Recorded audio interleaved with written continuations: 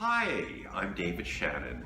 Welcome to our first installment of Human Rights and Disability Law. I'd like to welcome you to subscribe to our channel as we have an ongoing series of informative and I hope enjoyable segments on human rights and disability law in Canada, Ontario, and internationally.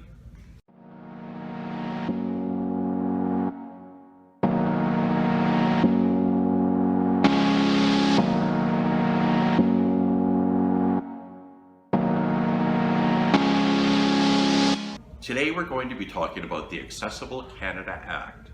Kind of a good place to begin, as many of you might be aware that recently the Government of Canada passed into law the Accessible Canada Act. And it came a little bit late, but it is now here. The Government of Canada has committed to creating a barrier-free federation by the year 2040. When you think of our demographics right now, out of our somewhat small country, 6.5 million people over the age of 15 have a disability. When you think of all of those folks, their loved ones, where they work, who is in their community, this is not only a very powerful economic force, it's also the people in our world. Why is the Accessibility Act so important? To create a Canada that is inclusive and barrier-free to welcome all these people that we do love, all the people who are part of our community, can only enrich everyone's life. In addition, you see so often when a place is barrier-free, such as automatic doors, who else benefits? Everybody does. If you have a stroller, a walker, both hands are filled with bags, everyone's going to be happier with a barrier-free environment. So as we talk about the Accessible Canada Act, let's think about it as being something that is good for everybody. In order to create a barrier-free environment by 2040, the Accessible Canada Act contemplates a twin-track approach. The first is about report writing. The second, one of regulation and enforcement. The Accessible Canada Act applies to all federally regulated bodies. That means such areas as banks, rail, transportation, all of these are regulated by the federal government, and they will need to create annual accessibility reports. They're going to need to publish those reports, and they also have to report on the progress that they're making in creating more inclusion and taking down barriers in their workplace. In addition, the Act applies to the Government of Canada, to Parliament, and also Crown corporations.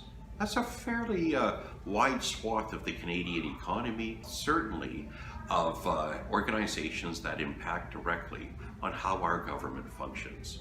Each one of these organizations that need to write their accessibility reports also need to create a mechanism in which they can get the feedback from the disability community on how they're doing with accessibility, how they're doing with barrier-free design, and be open to creative solutions toward improved change, or in other words, to have best practices.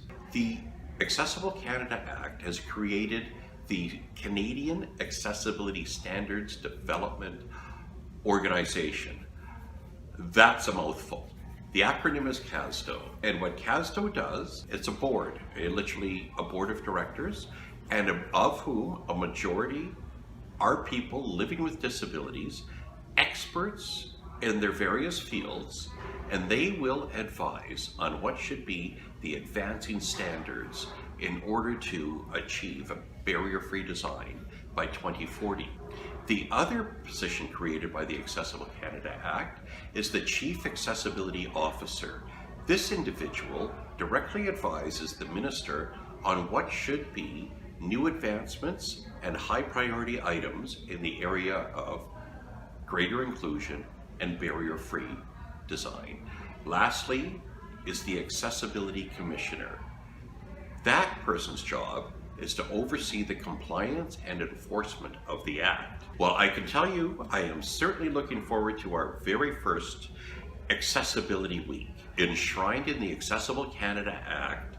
On the last Sunday of every May, there's to be kicked off Accessibility Week, a chance to celebrate the advancements we've made, a chance to advance inclusion, to celebrate the role that everyone with a disability and everyone who is in our community and part of this broad cultural contribution that we all have to Canadian society.